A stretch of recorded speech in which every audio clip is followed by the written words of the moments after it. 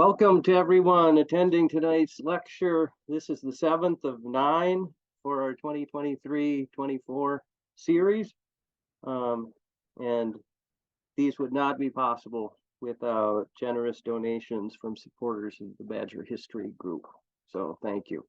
We're an all volunteer run organization. And as always, our faithful secretary, Heather, is taking care of the technology for us tonight. I'm Dan Hulling, member of the BHG board, and I organized this year's lecture series. And it runs on the second Wednesday of every month through May, so we have 2 left.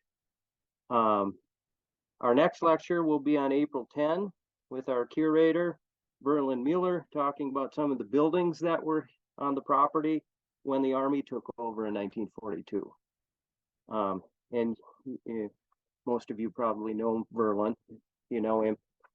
He's talking all the time, so we just push him in front of a microphone.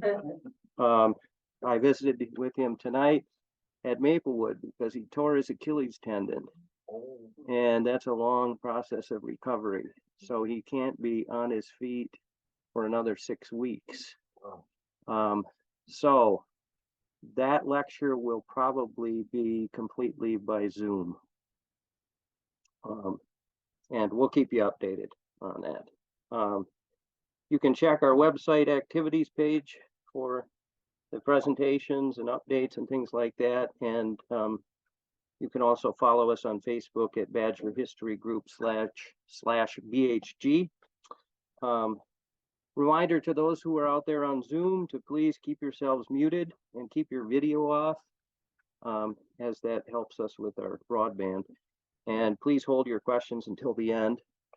And if you're on Zoom, you can type those into chat and we'll ask those for you. Tonight, our lecture is by Orie Eilertson. He's a charter member of the Badger History Group, has served in various officer positions for us, and is the current vice president. He has been involved with all kinds of stewarding and cataloging of collections for many years, first as curator at the Tripp Museum, and then for BHG.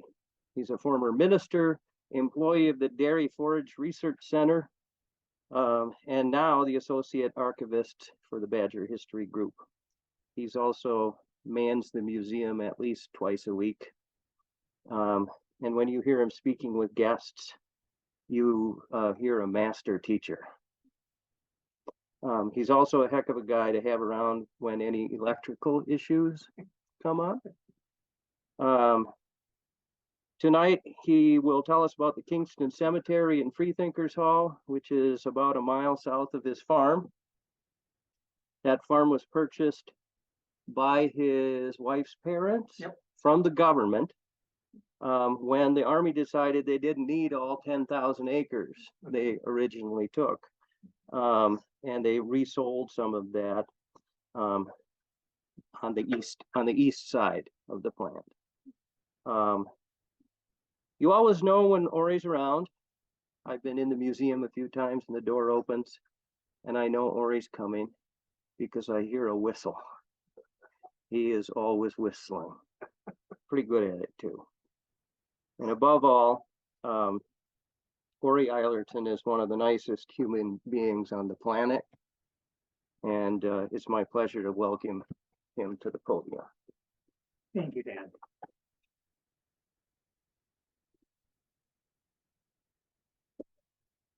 Well, they asked me what I would like to speak on at the beginning of the year, beginning of September, and I said I would like to speak on the Kingston Cemetery.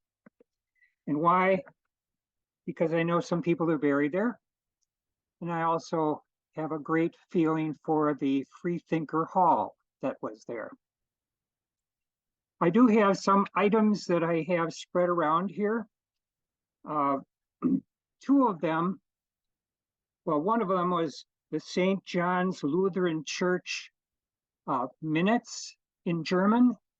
They are on one table over there. I got that from St. John's Lutheran Church, which received them many, many, many years ago.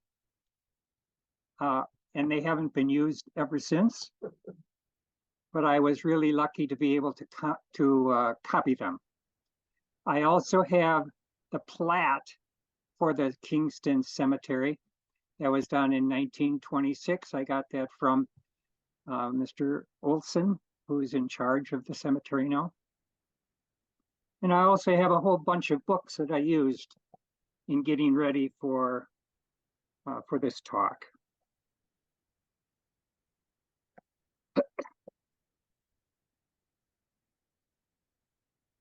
This is the first thing that you see when you go to the cemetery. It tells you that it was started in 1854. And I don't remember when this was put up because there is an older one that we will see in a second. There is here is the older entrance gate. I must have jumped past it. You see how old it is? Probably goes back to the last century. And this is the 1942 aerial view of the cemetery. And notice that, I don't know if my cursor goes up on the top up there or not. Okay. Here is the triangle where the cemetery is. There is another triangle across the street, and that's where the hall is, right in the middle of it, a little bit to the north. That is where there are the remains of the foundation. So limestone foundation. Over here is the farm of the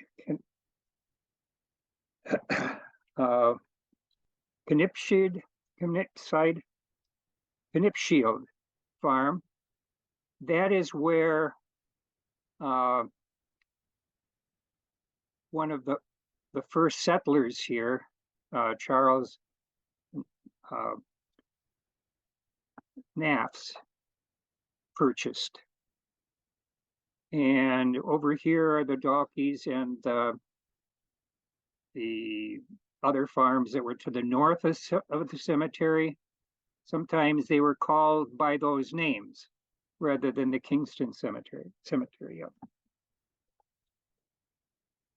As you probably will know, the Kingston Township extended from Merrimack, where the ferry is, all the way across to Otter Creek and beyond. It was all one county, one township rather. And at various times that got split up. Do anybody know who named the Kingston Township? Anybody? Huh? It's the King family. The King family. They named it after the town of their own home in New York. And that's why it was called. They came here in 1840, and they named it. Later in 1855, because of, I believe, the population increase, half of it was divided and called Merrimack. And anybody know who named the Merrimack? This is J.G. Train, fitting name. And it was done as I said, in 1855. And the question of whether it was Merrimack with a CK or just a C. And over a period of time, there was great arguments as to whether we should keep the K or drop it. And it was finally decided in 1950 that it would be dropped. But there was a lot of discussion about that. The town of Sumter arose because there were two Sumters, one in Green Lake County, and of course the one here. You know what happened? They got the name, and we had to be called, the Kingston. They got the Kingston name and we got the Sumter name. Does anybody know why it was called Sumter? Fort Sumter. Fort Sumter, right. The only problem is the name has a P in the one that's here, and the P at the Fort Sumner doesn't have a P. Why that is, I have absolutely no idea. How did he get the name? How did they get the name? Yeah. Well, I don't know who did it, but the problem was because of the post office, and it honors Fort Sumter because it was in Civil War 1861. And why it was misspelled, it remains a big deal. We don't know.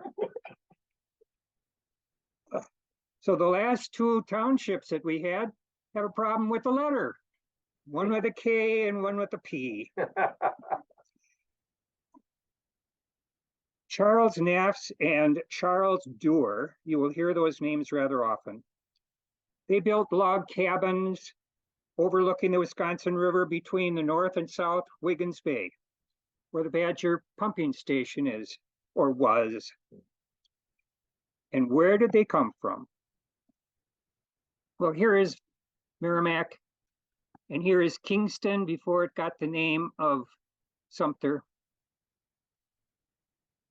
And here is this guy over on the bottom left.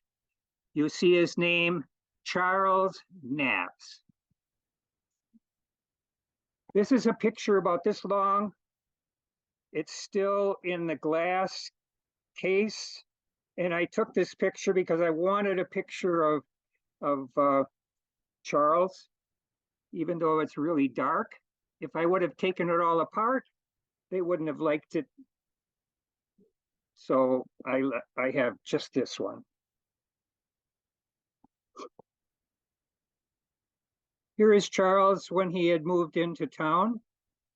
We'll be talking about that in a little bit later.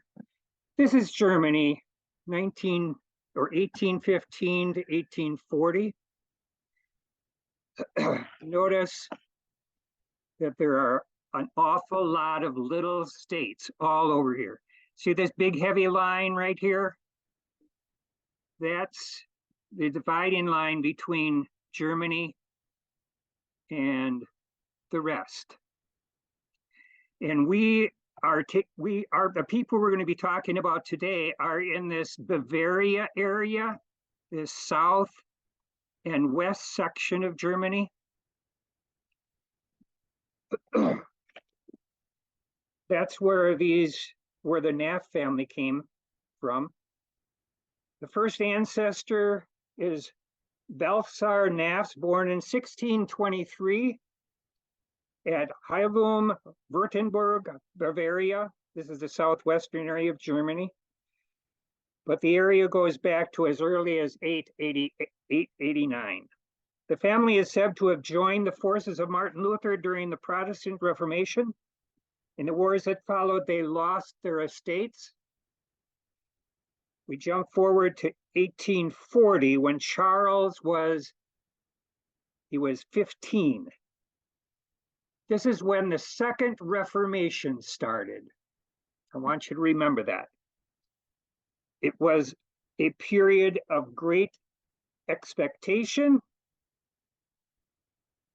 and problems. One of the things that I want to share is this little thing. I'll read it to you. Germany in the 1840s was a patchwork of disunited states ruled by princes, bishops, and municipal councils, and dominated by the Kingdom of Prussia and the Austrian Empire.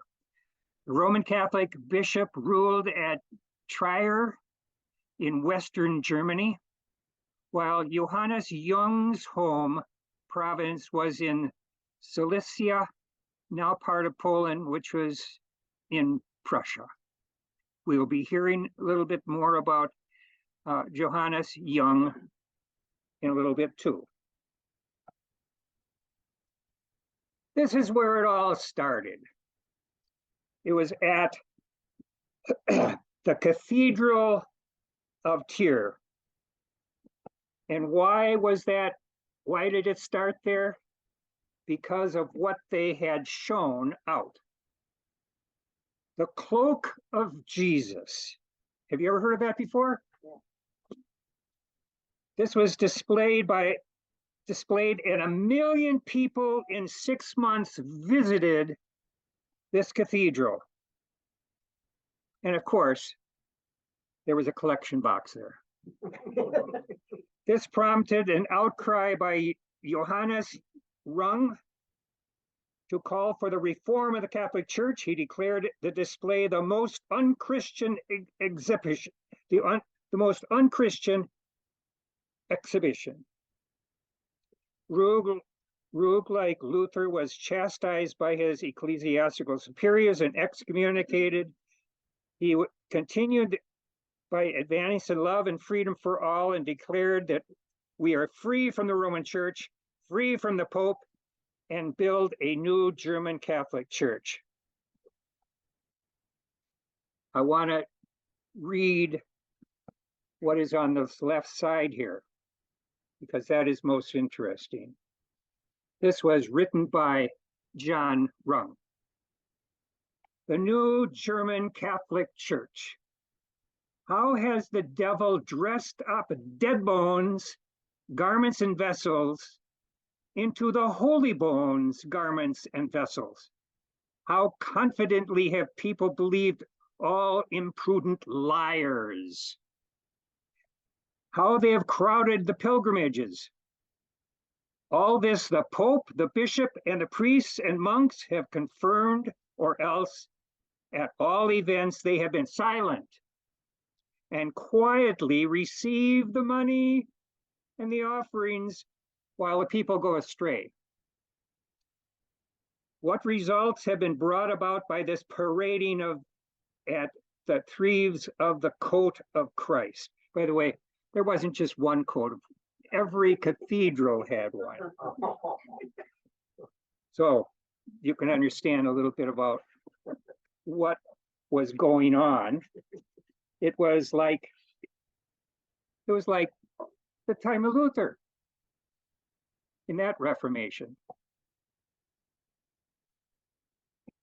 Here we have a cartoon done about the time this was happening. Notice that on the top, there is reform, freedom, a constitution, and order. All of those are on those flags. They hope to create in the summer of 1848, while the princes, the armies, and ministers of the state churches were marching out of the picture. That's on the bottom. The German Revolution began in the wake of violent political action in France and Italy. Students, just like today, workers, and others took to the streets in nearly every German capital and called for a national government ruled by a king with the rights of citizens guaranteed by a written constitution. Does that sound familiar? Surprised and unprepared, the princes agreed to consider the reformers' demands. Elections were held in all the states, and delegates like Johannes Jung and Albert Bloom, you'll hear about those too, assembled in Frankfurt to form the Germans' first national parliament. After much discussion, they wrote a Declaration of Fundamental Rights, which establishes freedom of speech, of religion, and equality before the law, as codified in a national constitution. However, not ready for a republic, the delegates then offered the throne of Germany to the King Frederick William of Prussia. What do you think he did? He refused to accept the power from the representatives elected by the people and set the stage for what? The defeat of the liberal reformers. This is what happened.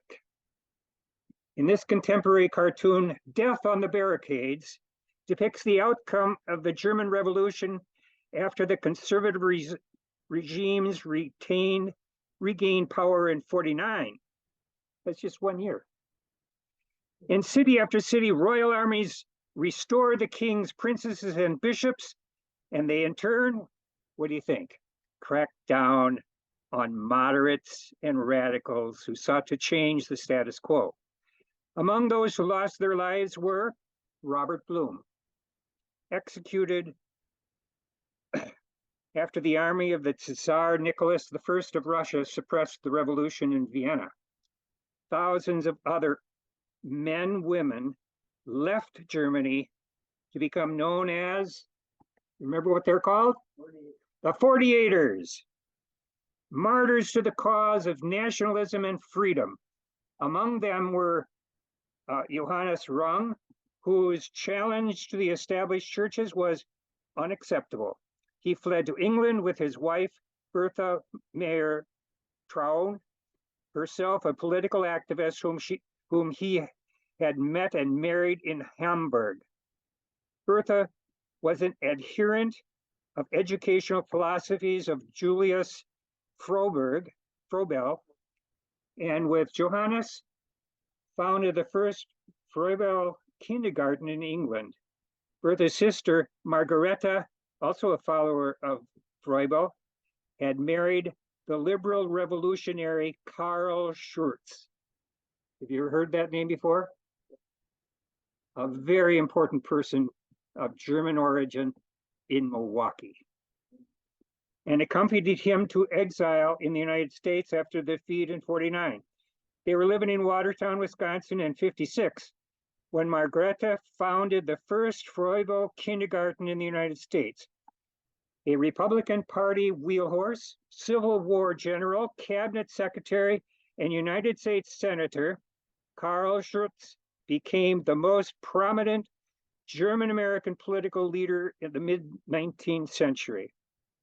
Johannes Rung returned to Germany after the political climate improved in 1861. He continued to work for religious and education reform through the Free Congregation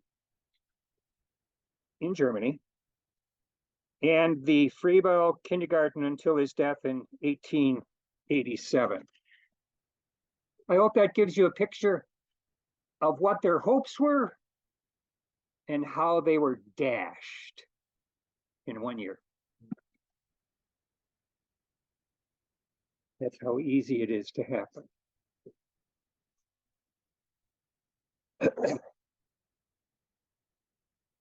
These are the three. They are Johannes Rung, Robert Blum, and Johann Zerzurki. Those were the reformers.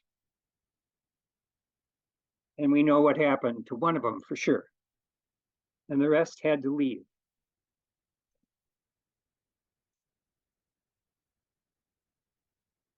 I'm going to go back.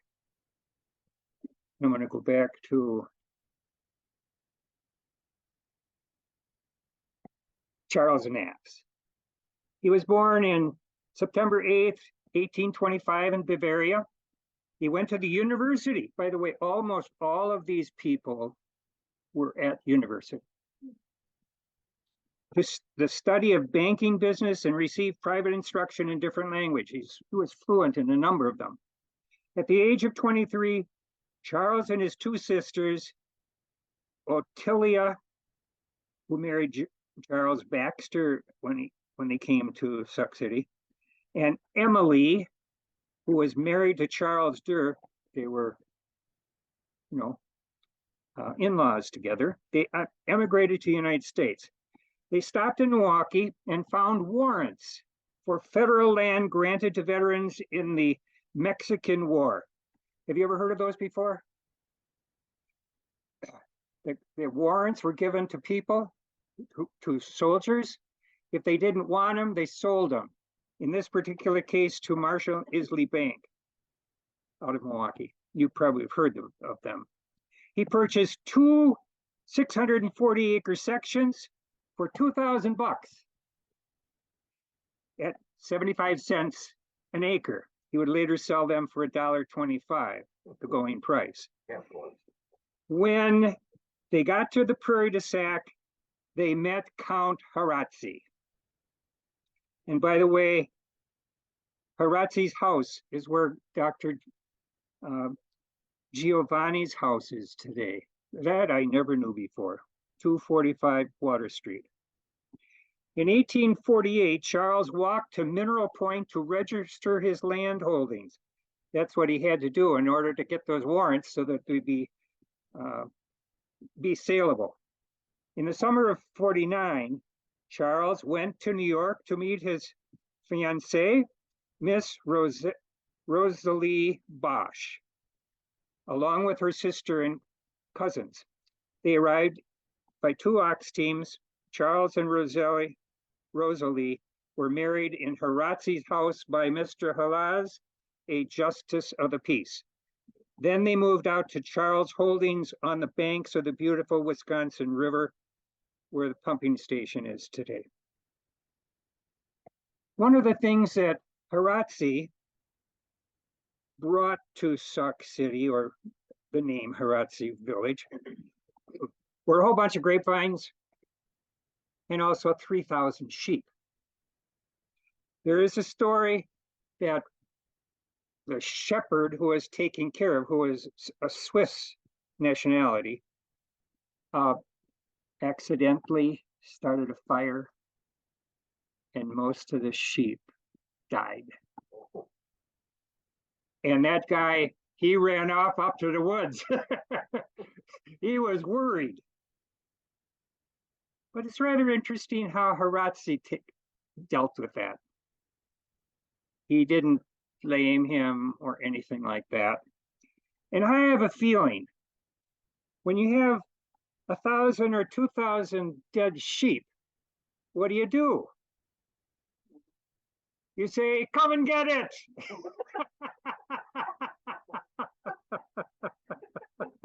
There would be enough food for weeks and maybe months. Anyways, Charles bought 200 sheep from what Harazzi left behind because he went out to find gold. And the deed transfer from the US to Charles and his wife was 184 acres on January 1850. He must have sold a lot already. Charles took an active part in organizing the first school, the Lakeside School.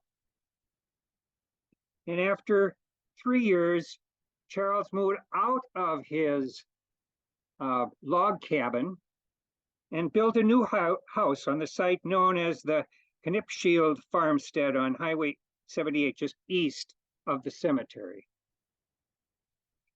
In 1863, Charles sold 1.1 acres to the Free Congregation of Sauk County.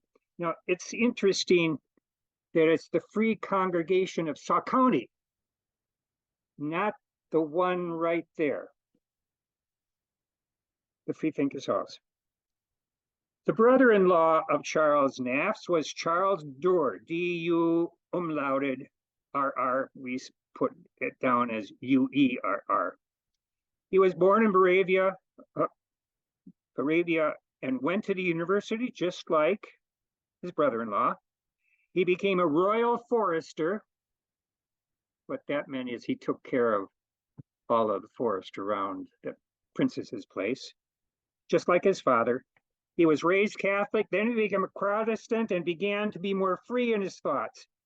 Together, both Charleses started the Freethinkers Society in Kingston in 49, the first year. They met in their homes, and Charles Duerr came with 5 associates. He came with a whole bunch of families that were under him, who brought their families along and settled nearby. Charles and Emily had a hard time farming. They called him the Latin farmer because he read while he was doing his work. He was a prime mover in the Free Congregation in Sauk City. He helped organize the Sauk County Freethinker Association. Remember that Sauk County Freethinker Association of 80 members that included Merrimack, Denzer, Baraboo, Sauk City, and Dane. A lot of 80 families. That is astounding. He started up the first German newspaper in Wisconsin, the Der Pioneer am Wisconsin, with a K, in September of 1853.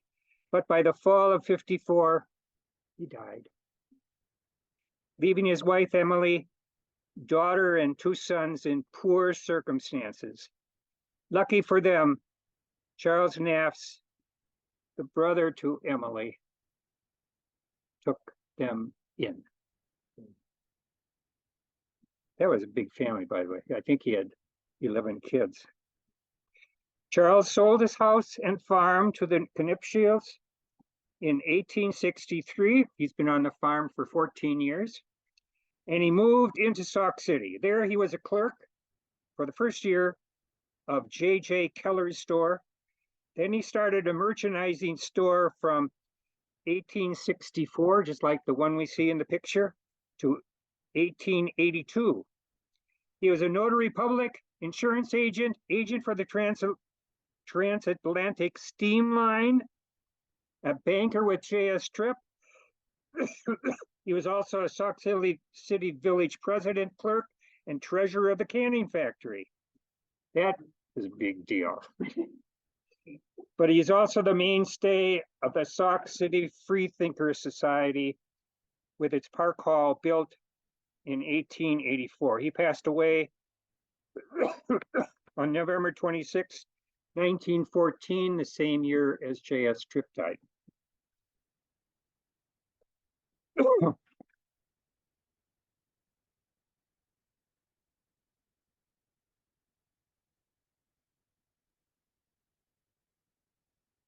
Okay. As mentioned above, the land for the cemetery, the land for the hall was donated by Charles Naffz on January 8th, 1864. And we see that here. Notice the very bottom, United States to Charles Naffz, and it says there are 184 acres, January 1st, 1850. It happened a little earlier than that, but it took a little time for it to be registered. The warranty deed of Naffz and his wife, Rosalie, to the Free Congregation of Sauk County, remember that, for all of Sauk County, was for $1, was January 1864, during the middle of the Civil War. And notice the warranty deed to the singing school. And also a payment of $200 in 1878. And notice the next time the Singing Society sold it to who? The Kingston Cemetery Association for $1. That's how the cemetery and the hall came together. Before that, they were separate. But here they came together. I wanted to make sure people understood that, because that is interesting. And notice that these things were given starting in 50, 64, and 78. There was a deed in 1854. Remember the 1854 on the rock wall? That 1.1 acres was given by Ed and Magdalene Gantz, G-A-N-T-Z, to the Cemetery Association at Kingston for $7. That's how the cemetery was handed over to the association.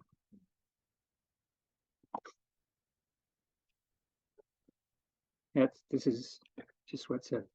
Now, I asked the question, what is the early datable stone in the cemetery? Do you think that's interesting? Well, I thought it was interesting. It was Brandelier, Julie Brandelier. She died September 6, 1859 at the age of 38. There are 8 records from 1859 to 1870, 50 records from 1881 to 1899. What this tells me is most of the people who came here were young. You know,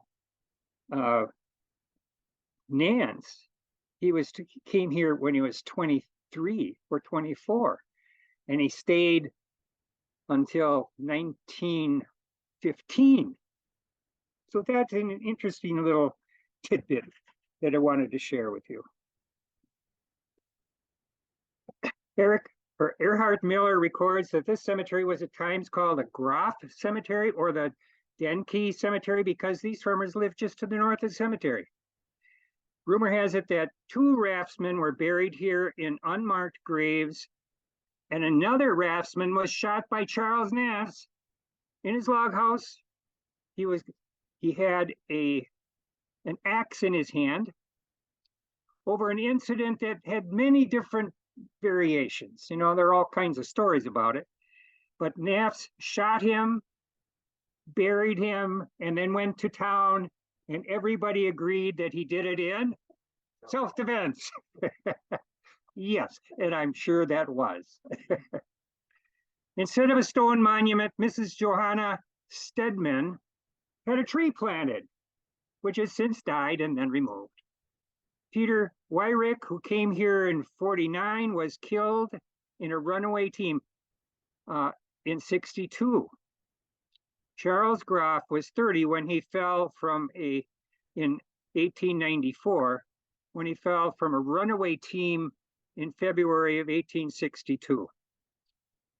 Charles Graf was 30 when he fell from a load of corn stalks and died. Karl Kerner drowned swimming in Devil's Lake. And Marie Gallus died in a car accident at the age of 18. But there was a survivor of the Lusitania who lived to the age of 74, died in 1958.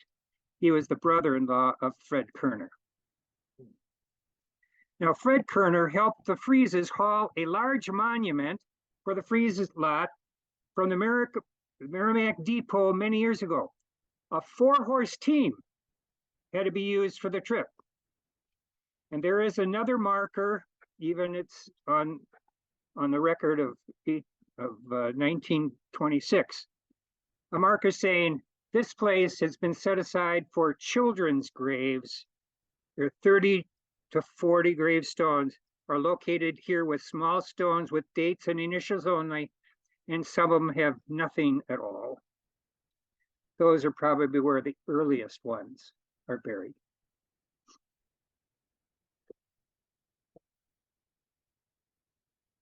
And then comes what? Then comes 1942. what do you think happens? Everything's bought up. The cemeteries like the Pioneer and the Telke were taken over and paid for, but the Kingston Cemetery was not. Do you know why? Fred Kerner Sr. would not sign off. The government was not very happy. But in May, the War Department sent a letter to all 3 cemeteries. And what was that letter like?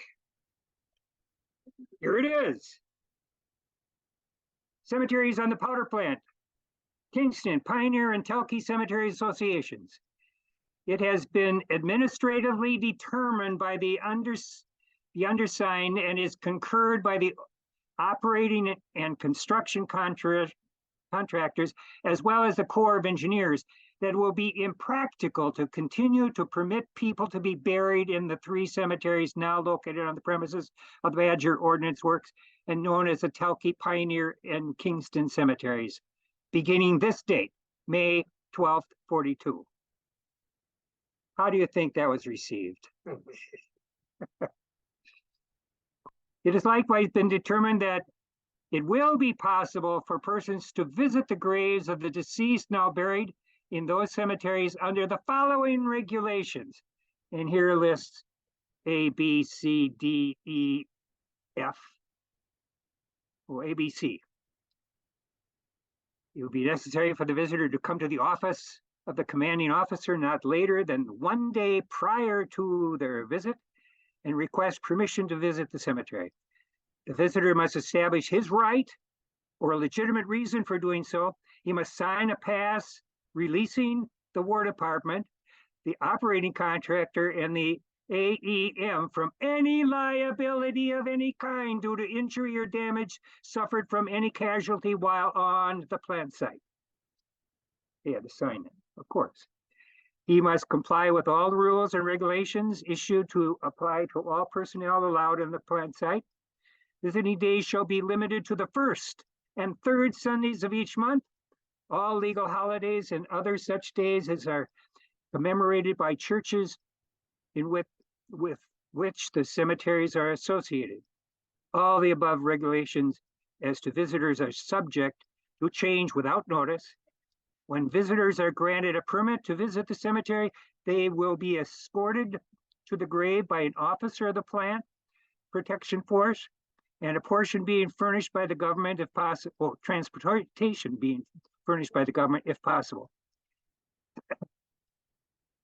The guard will remain at the cemetery during the time of the visit, make sure that nothing goes on, and the visitors will be conducted back to the outside of the gate and the pass collected. It goes on.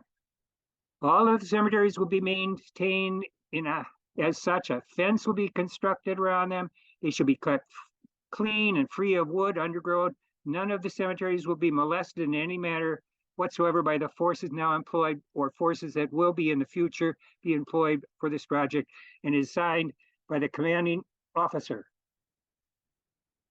Lieutenant Colonel George F. Griffith.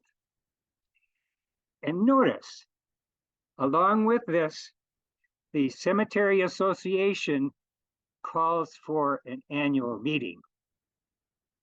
An annual meeting on the 29th of May at the Prairie du Sac Bank in Prairie du Sac at 2:00 p.m. on the 29th of 42. Please be present as important matters will be up for discussion. I think that's rather interesting. Whose signatures on that? Leiser, William H. Leiser, Secretary. Or Treasurer. Yep.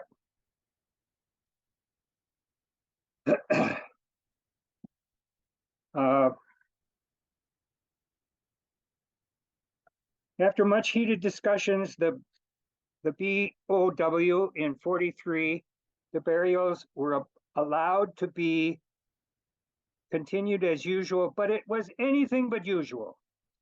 Even though it was outside the fence, there was strict enforcement by the guards. Miss Fred Shuffler wanted just to place flowers on the family plot, but was turned away.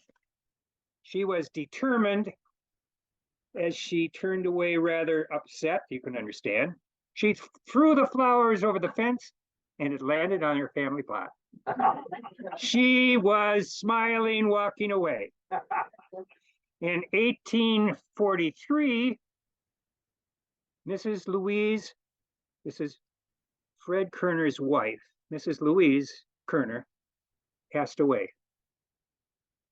And Fred wanted her to be buried in the Kingston Cemetery. This was the first burial since BOW took over the plant. And they found out that the guards were to be stationed at the beginning of the funeral procession, in the middle of the procession, and at the end. And there were guards standing along the fence and guards on the guard towers. You remember those guard towers at all? They were all, so if you were one place, you could sightsee the other one, the one next to it on both sides. Yeah. And it just seemed like the police state they left in Germany. William Leiser was the treasurer from 1864 to 1950. Wow, that's a long time. And Emma Dalkey was a longtime secretary, and her place was later taken up by her nephew, Karl Groff. How many of you remember Karl? Yes. He was my insurance agent as well. The next question I ask is, who chose Kingston as their burial ground? How would you be able to find out? Any way of finding out? Well, I took the cemetery list of people that are in the cemetery records of 1975. I put that all on the computer and then pushed the button to alphabetize them. Great. And then I did the same for Erhard Mueller's books on his study of the Kingston Cemetery, the German Lutheran Church, the Freethinkers, the Lakeside School, and the Lakeview School. And this is what I came up with. 15 people in his study of the Kingston Cemetery, 33 people in his study of the German Lutheran Church out of 81. And some of those 81 are, might be two people, the same person being a secretary or a clerk. I just counted them all. 7 people in his study of the Freethinkers out of 34. That means a lot of the Freethinkers moved away. Just like Charles, and both the Charleses left. There were 43 people in the study of the Lakeside School, and 3 people of the study of the Lakeview School out of 91. 3 people in the study of the Civil War out of 3 people. Yes. What does that mean? Who were the people most likely to choose the Kingston Cemetery? They were the German Lutheran Church people, the Freethinkers, yes, but most of them from the Lakeside School. I thought that was rather interesting. Here is the Sumter Lutheran Church.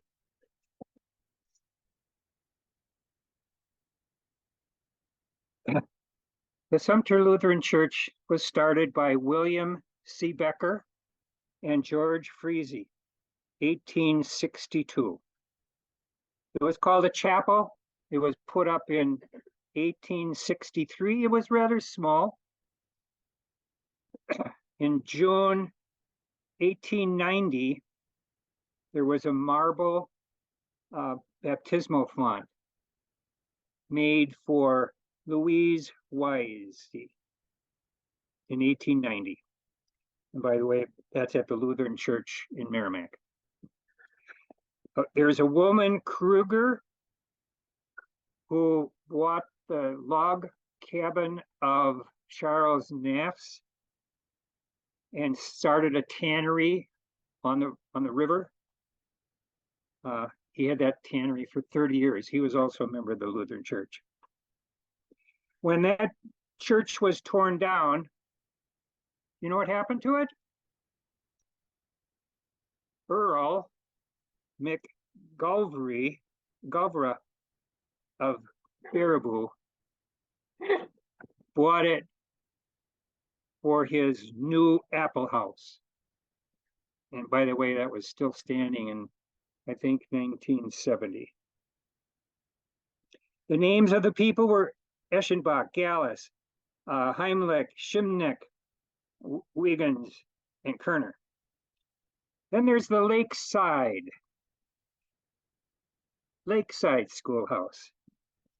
This is in Sumter on that road about a mile straight west of the cemetery. It had an old log house that turned into a school. The Seebecker people had it as a home at first. And this school was organized by Charles Naffz and Karl Duerr. In 1855, they made a new location of $4, and in 1867, they had a stone building for $318. And then they added some more land for recreation for the kids. Then we have the Lakeview School. Anybody know where that was? You know where Karl Graf's house was or is? Just to the north of that. That's where the Lakeview School, it was in the township of Merrimack. That started in 1851. In 1852, they had 14 boys, 13 girls, ages 4 to 20. That's a pretty good size. They had a new building in 1854 of 18 by 22 for $150 by John Tilke. In 1888, there was a new one, 22 by 32 by Michael Tyne, $500. 1902, tornado came and blew it all away. They put up a new brick building for $800, 22 by 40. And by the way, Lakeside and Lakeview were not named that originally. Usually it was the people, the farmer who lived next to it. But the county said you have to have a name. That happened in 1920. And then there was a question of who gets the name Lakeside.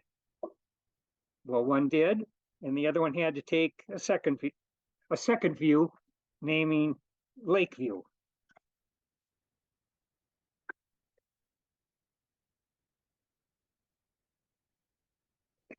Next, I want to talk about the archaeological research that was done at the Freethinker Hall. I don't know, did any of you know that there was such a thing? Well, here is the guy. His name is Marlin Hawley, and his sidekick, Jennifer Kolb. Here they're working on doing research as to what is there. And here's the Kingston Cemetery. Here's where the Freethinker Hall is. Notice if you go to the front entrance and you go straight east, you get to the hall. You don't see it today because it's about 6 inches below the ground, the ground level. So how do you do it? You have to do it with a stick. And here are the places where they did shovel tests. And here are the evacuation units. This is a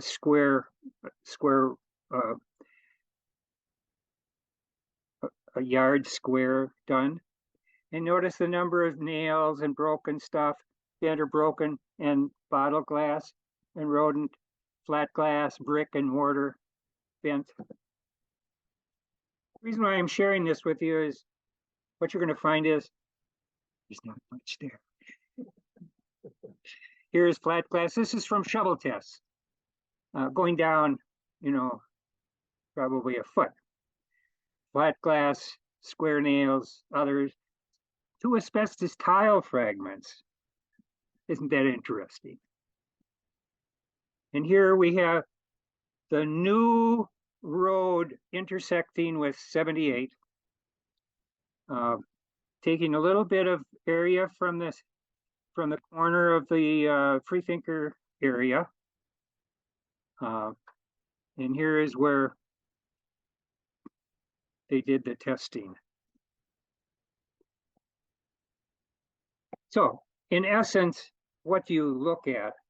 Especially the nails, there are no long nails. What does that mean? Anybody? It was not torn apart.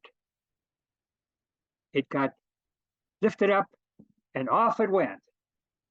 That's why there are almost no big long nails. I mean, they didn't tear anything apart.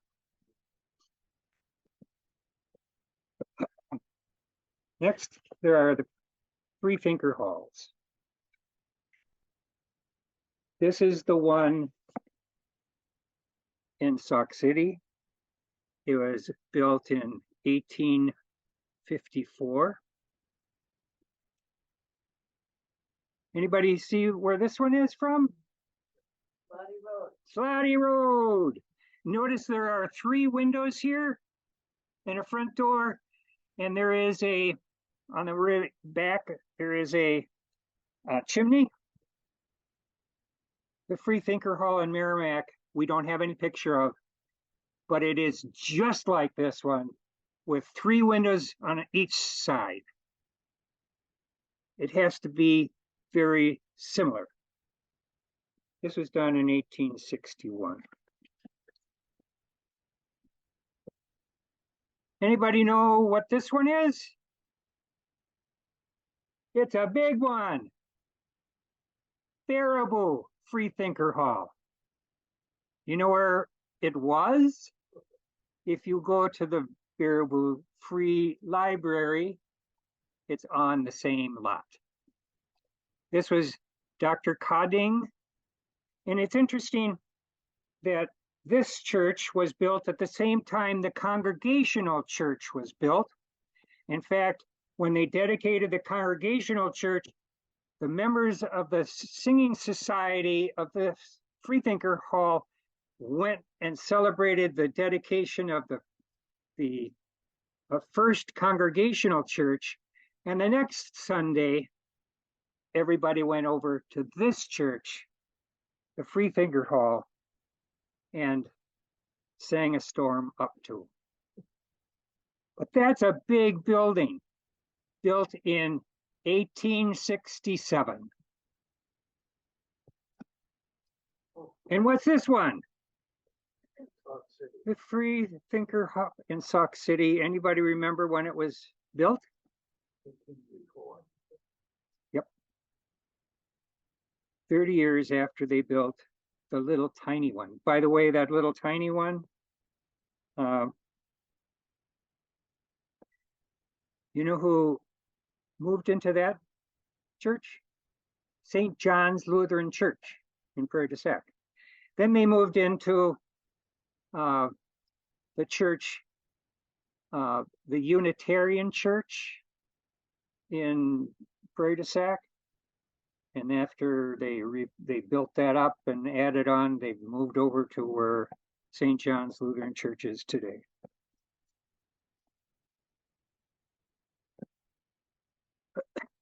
Do you know where the halls are? Here is a Freethinker Hall, number 43. That's the first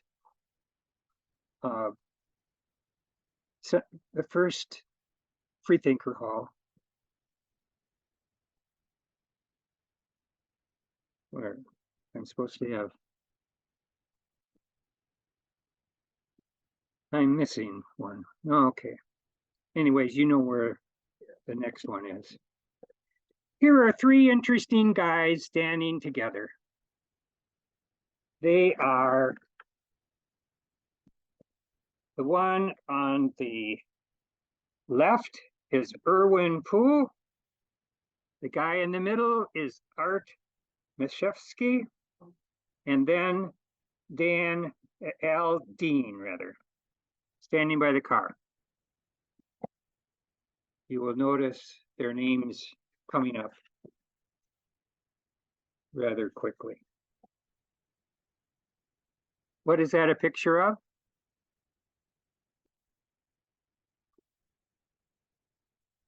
An explosion, the biggest one there ever was at the plant. It just so happened that Al Mishevsky was driving north on 78 and he felt that and he knew exactly what happened. He got out and took this picture.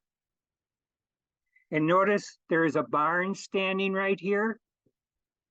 That barn is still up to date. It is on my neighbor's field on the west side of 78. What time of the day was that explosion? 7:30 AM?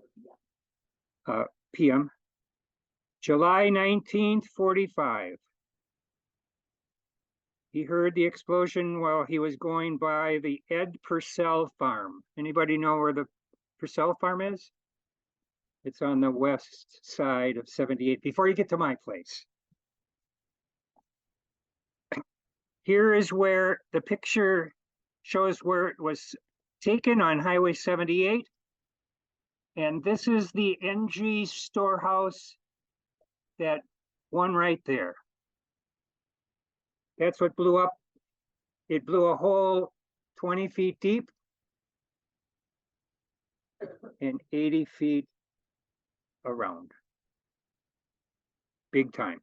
Anyone killed? 4. It was really sad. And their names are in the cemetery on this nice big stone in memory of Erwin E. Poole, William M. Denny. By the way, he was an Ojibwe. Oneida, rather. I'm sorry.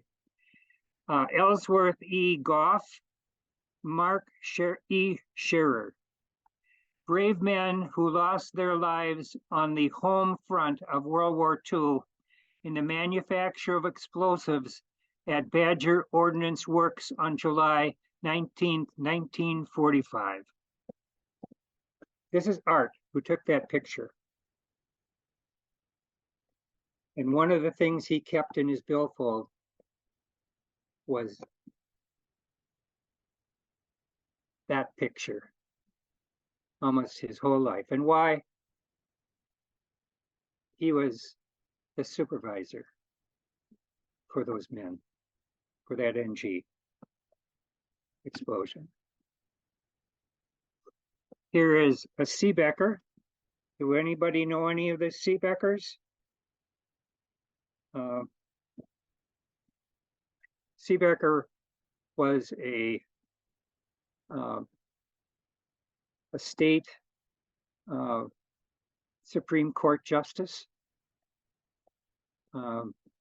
He was good friends with the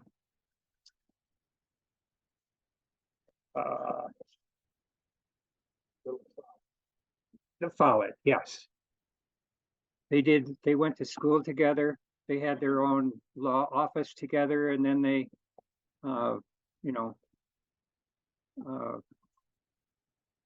Robert was city of Madison attorney, and then he went into the courts. And finally, he ended up being Supreme Court Justice.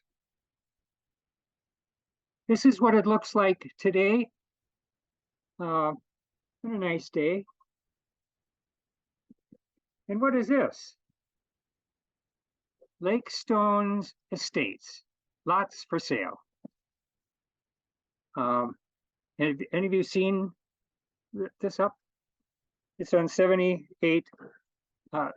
Over here on the left is where the Freethinker Hall is. Those great big tall trees, that's where the cemetery is. I was surprised. What road is this? 78. 78. South of your house? What? South of your house? South of my house. South is a cemetery.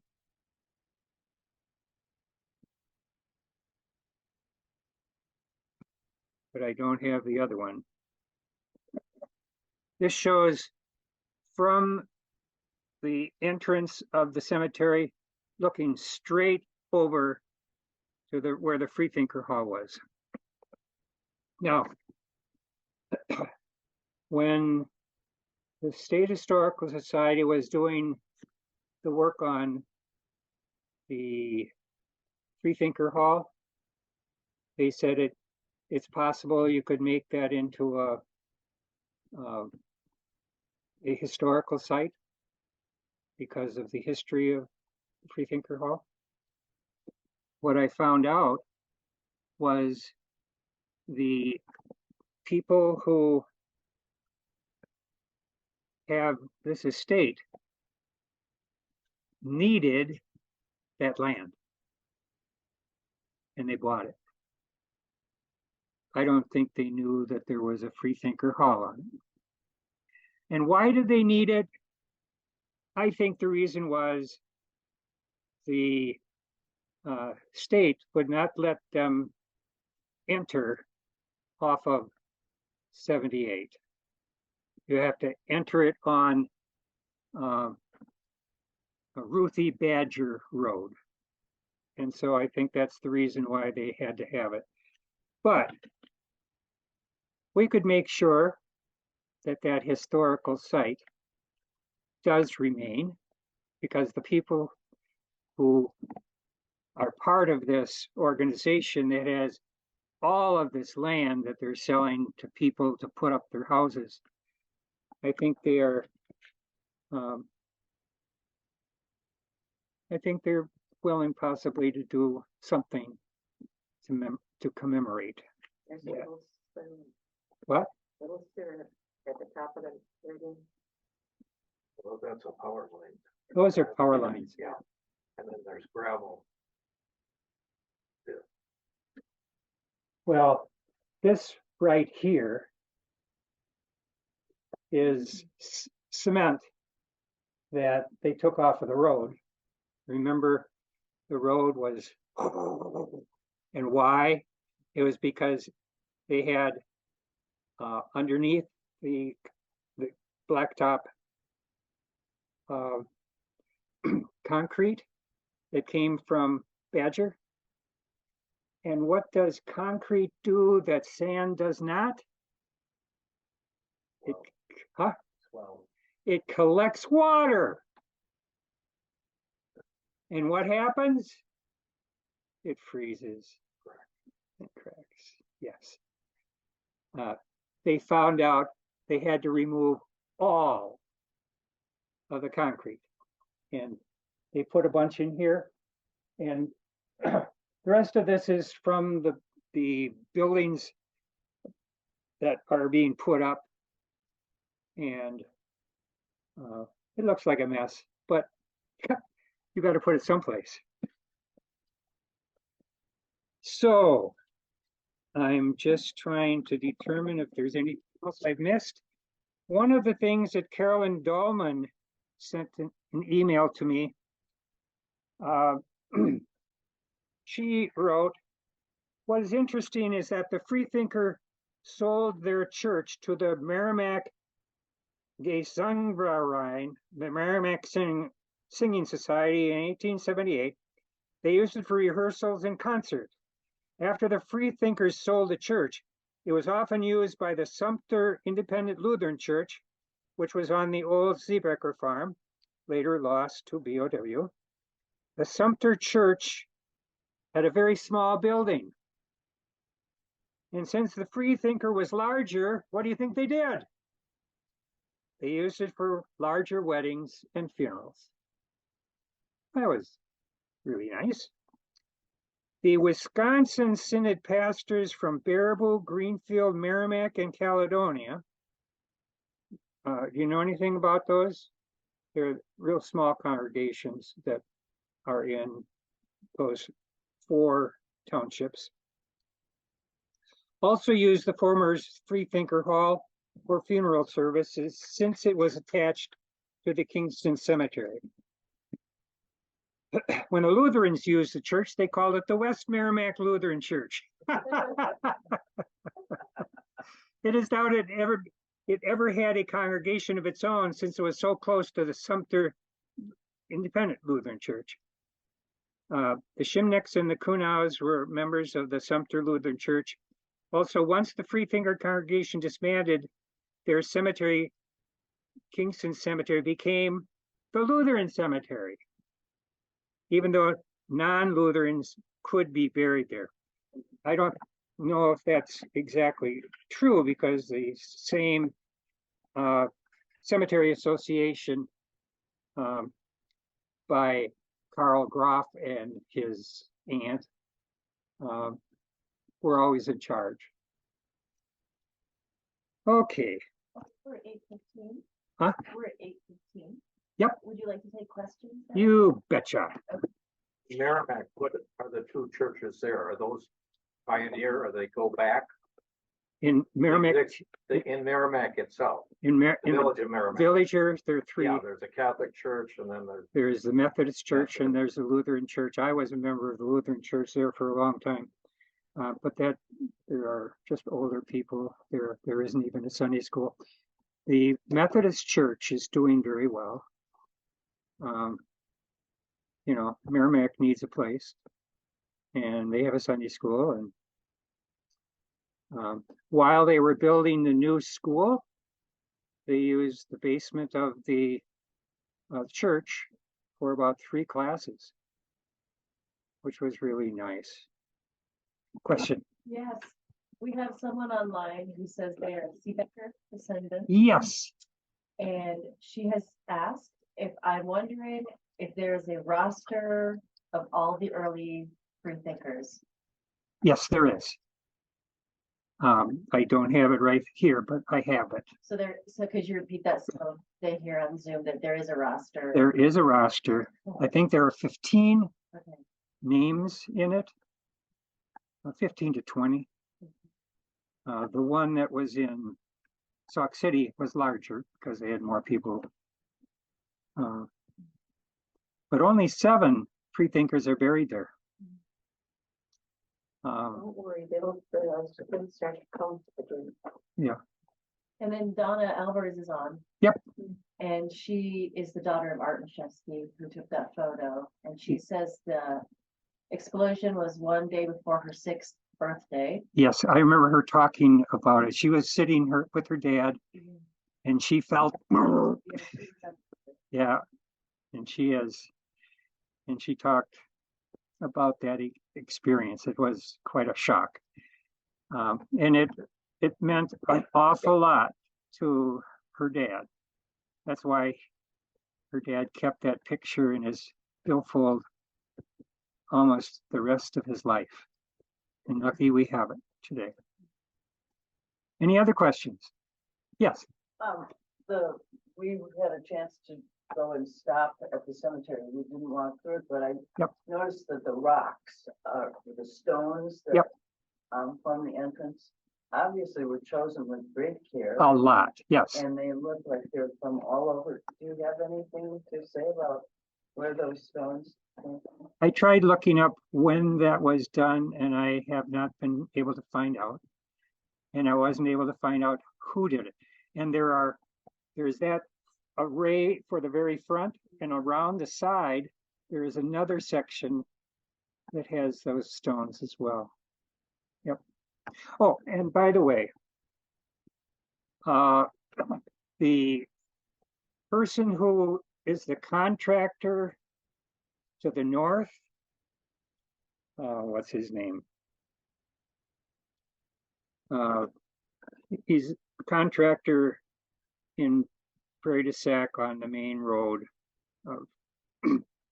The name escapes me right now. He's also a member of our society. But he decided to give to the cemetery 50 feet on the west side between where the cemetery is and the road, what do you call it? Right of way. That 50-foot section, he couldn't use it, so he gave it to the cemetery. That's the full length of, the cemetery lot. He also gave 50 feet on the north side because he couldn't use it. And so they have more land now than they had before. And is that outside the fence? Outside the fence, yes. On both sides, yes. Back in the early days of the formation of the Badger History Group, I know that Mike and Lisa went to interview Yashevsky. Yeah. And I think there's a transcript of that. Yep. Also a video, if I'm not mistaken. Yep. Yeah. She comes, her and her son come, they've been here 3 or 4 times. They were just here a couple weeks ago. And they're here today. They were here today. Yeah, on Zoom. Yeah, I didn't know. In fact, it was one of our first meetings of the history group when we were meeting in the administration building that Phil, we were just This Phil? talking to Phil was looking around in the file cabinet Yep. in the little Badger history or the Badger animal plant archives room, so this little room, and found the letter that Art had sent to the Army just a few weeks before that, I believe. And in it was that piece of lead Yep. he had found that was gripping a piece of cloth that went through one of the men. Yep. And his diary that included all those days. Yep. And that photograph that had been in his billfold. Yep. And that was, I think that was the start of the Badger History Group. That's when he would have going You bet. to telling of There's history. that artifact is over there. That's right, yeah. Yep. Museum. And the picture. Well, not the original picture because it was blown up. He wouldn't have been able to have that picture in his billfold. But that's really important. You bet. Any other questions? Yes. Charles Naff's wife was Rosalie, Yes. and there's references made to Rosalieville on the Wisconsin River. Yes. You know, where is it? Where would that have been located? And was it underwater now? Was it? It's underwater now, but it was at the extension from where the pumping station is today, just straight toward the river. Is there any? There were two